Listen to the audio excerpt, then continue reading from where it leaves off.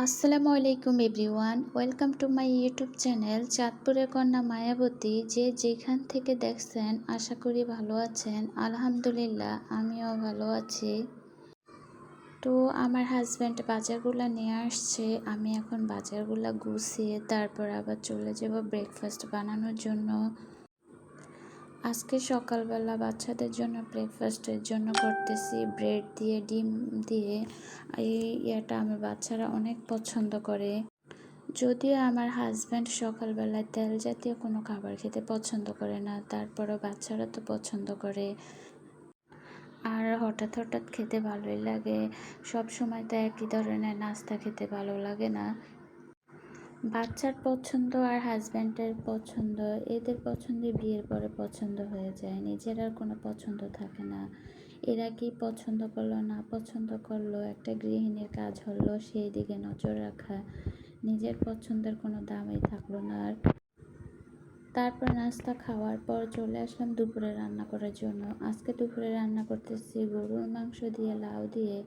আমার হাজব্যান্ড অনেক পছন্দ করে গরুর মাংস দিয়ে লাউ দিয়ে। ও একটা লাউ নিয়ে আসছে, তো ভাবলাম গরমের ভিতরে একটু লাউ দিয়ে রান্না করি। লাউয়ের সাথে আমি কয়েকটা আলু দিছি, যেহেতু আমার হাজব্যান্ডের মাংসের ভিতরে আলু অনেক পছন্দ, এ কারণে কয়েকটা আলু দিয়ে দিছি। লাউ আর আলু দিয়ে রান্না করব। মাংসটা আমি ভালোভাবে কষিয়ে নিচ্ছি। মাটির চুলার গরুর মাংস আমার সবচেয়ে বেশি মজা লাগে। আমার প্রেশার কুকার আছে, আমি প্রেশার কুকার ইউজ করি না। আমি সব সময় মাটির চুলাতে আস্তে আস্তে কষিয়ে তারপরে রান্না করি। ভালোভাবে কষানোর পরে তারপরে আমি লাউগুলা দিয়ে দিছি। আমি কিন্তু এর আগে একবার পানি অ্যাড করছিলাম, পানি অ্যাড করে মাংসটা কষিয়ে নিছি।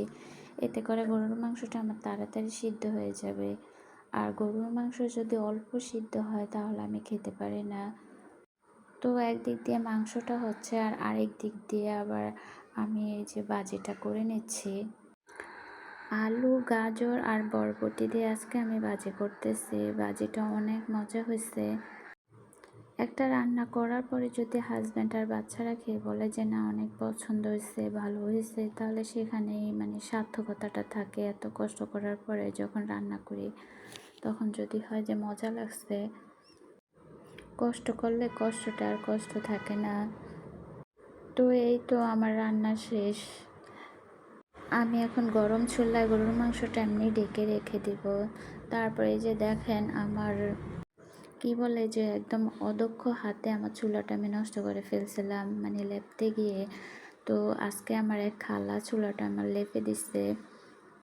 একদিক দিয়ে চুলা লেপতেছে, আরেক দিক দিয়ে বৃষ্টি হচ্ছে, আর আমি বসে বসে বৃষ্টি উপভোগ করতেছি। অনেক ভয়ও হচ্ছে যেহেতু বিদ্যুৎ চমকায়। অনেক গরমের পরে তারপরে একটু বৃষ্টির দেখা পেলাম। বেশিক্ষণ হয়নি, অল্প কতক্ষণ হয়ে আবার চলে গেছে। তো আজকে এই পর্যন্তই। যারা আমার ভিডিও সব সময় দেখেন, আমাকে সাবস্ক্রাইব করে পাশে আসছেন, তাদেরকে অসংখ্য ধন্যবাদ। আর যারা আমার চ্যানেলে নতুন ভিডিও দেখেন তারা সাবস্ক্রাইব করে লাইক দিয়ে অবশ্যই পুরো ভিডিওটা দেখবেন। আপনাদের একটা লাইক, একটা সাবস্ক্রাইব, একটা কমেন্ট আমার কাছে অনেক বড় পাওয়া। তো এই পর্যন্তই। আল্লাহ হাফেজ।